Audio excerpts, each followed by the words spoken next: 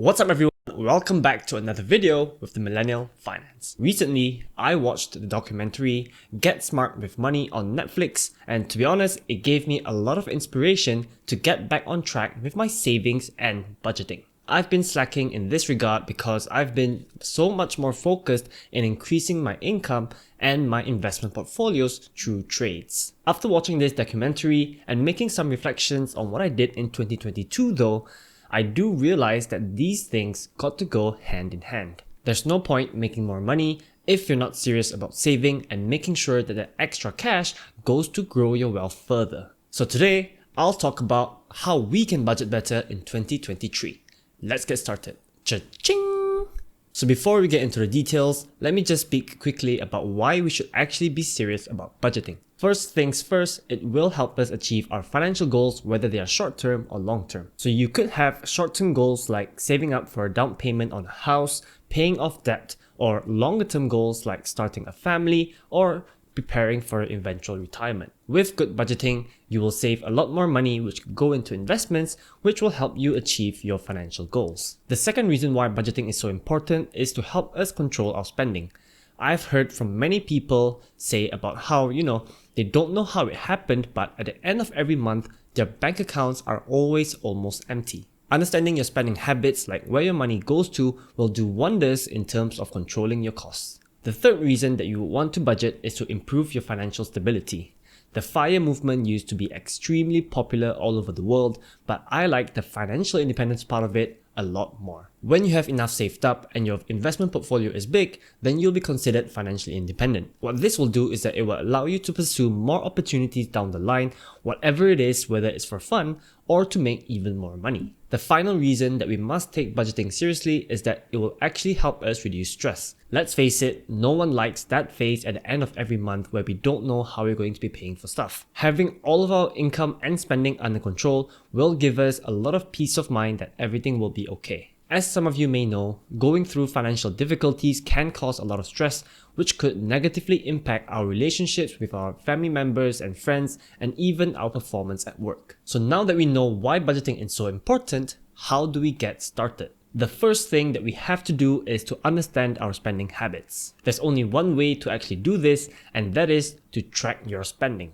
I know this can sound tedious, typing in every single cost that you have every single day, but once you do it for a while, you'll actually build habit and it won't be such a big deal anymore. Like I mentioned in the previous video, I actually haven't been doing this very well over the last 3 years or so, but as part of my New Year's resolution, I have already started inputting every single cost since the start of December. I use this app on my iPhone called Money Manager. It's pretty simple, but it does the job. I even have it as a widget on the home screen of my iPhone so that it's so much easier for me to record costs whenever I spend money.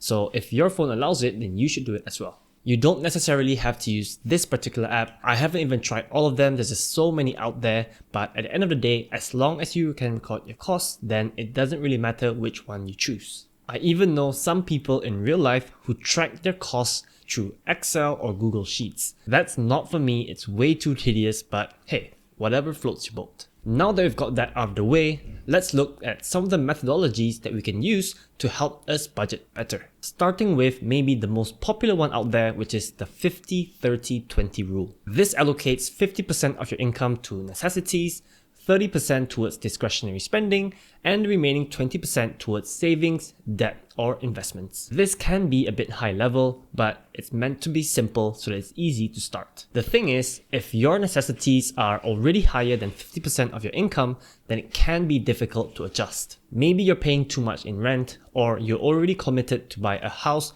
or a car where the monthly payments are a bit too high. These things can't be changed overnight. You can't all of a sudden say, I want to end my lease agreement right now. So this is more of a long-term change which will make you stuck in the short term. What you could do is start looking for ways to reduce your spending necessities. So maybe once your rent agreement is over, you look for a cheaper place. In the meantime, you'll have to tone down on your discretionary spending. So maybe from 30%, bring it down to 20% or whatever fits your budget the best. Unfortunately, I have seen many people on Twitter and all over social media say that their monthly commitments are already way too high. This is something that you will have to fix regardless, whether it's short-term or long-term. If the 50-30-20 method is a bit too high level for you, then you could try another popular budgeting method called the cash envelope. This is essentially splitting your income into different buckets. Once that bucket goes to zero, then you cannot spend any more on that category for the remaining month. This one is a lot more dynamic because you can cater it to your individual need. The thing is, everyone values things differently, so if you really like doing something and it costs you money, you can always set aside some cash for it, even though others may find it wasteful. One of the characters in the Netflix show actually used the cash envelope method, and it did seem to help her actually get out of her debt. If I remember correctly, the 5 buckets that they used at the time was housing bills, other bills, a spending account, an emergency savings, and dream savings. This is completely up to you, but I like the idea of having a bucket for your dream savings because, all of this personal finance stuff, it's a very long tail game where we will reap the benefits towards our later ages when we retire. Because the reward is so far in the future, we could lack motivation, which is why having short-term savings for things that you really want to do, like going on a holiday, is a good way for us to, stress release without having any guilt of spending too much money. Now, to do this, you don't literally have to take out cash and put it into envelopes, although I have actually seen people do that. You can use separate bank accounts or just keep track yourself. For example, if you had an emergency savings and a dream savings bucket as well, you could put that cash into a money market fund like Versa or Stashaway just so you can separate it out while earning some interest. If you still think that a cash envelope method isn't detailed enough,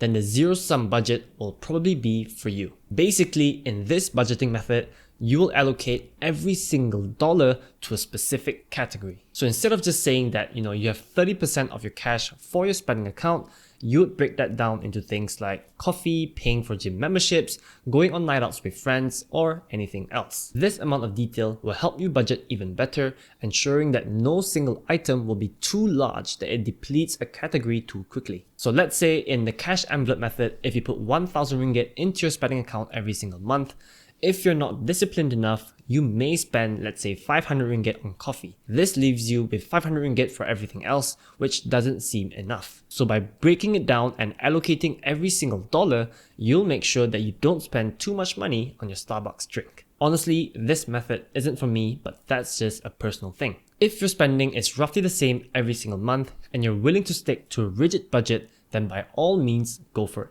The final budgeting method that you can use is called the reverse budget. How you do this is that at the end of every single month, when your paycheck comes in, what you will do is that you will pay yourself first. By paying yourself first, I mean that you automatically deduct a certain amount and move that to a savings or investment account. Paying yourself first doesn't include, paying for bills or even debt because that doesn't go to growing your wealth. So let's say you earn 5,000 ringgit a month and you wish to have 1,000 ringgit in savings every single month. The remaining 4,000 ringgit will then go to anything that you want to spend on for the rest of that month. You don't break it down into any categories, you don't determine where money should go. As long as you keep within that 4,000 ringgit, then this budget will work for you. This budget is extremely simplistic. It will help you grow your savings, it will help you grow your wealth, but it doesn't make you so organized in your spending. And because of that, this comes with a huge disclaimer. This budgeting method will probably only work for people who are relatively comfortable with their finances. If you're still struggling to manage your money, let's say you don't know how to control your costs, you don't know why you don't have any savings, then I highly discourage using this budgeting method because it is very loose, there are no rules to it, and it could lead you to dip into your savings account even for expected expenses. This is for those of you who are already very comfortable with money, you do have extra money in your bank account every single month, but you just want to ensure that you don't spend too much on your wants and unnecessary things. By paying yourself first, you prevent the unwanted outcome of having a high salary but not having very much savings at the end of the month. So this is for those of you who, can pay your bills on time every single month, but maybe just because you have that extra cash sitting in your bank account, you go ahead and decide to buy stuff on Shopee. By taking out that money at the start of every month, you prevent yourself from doing this because what's in your bank account will only be what's left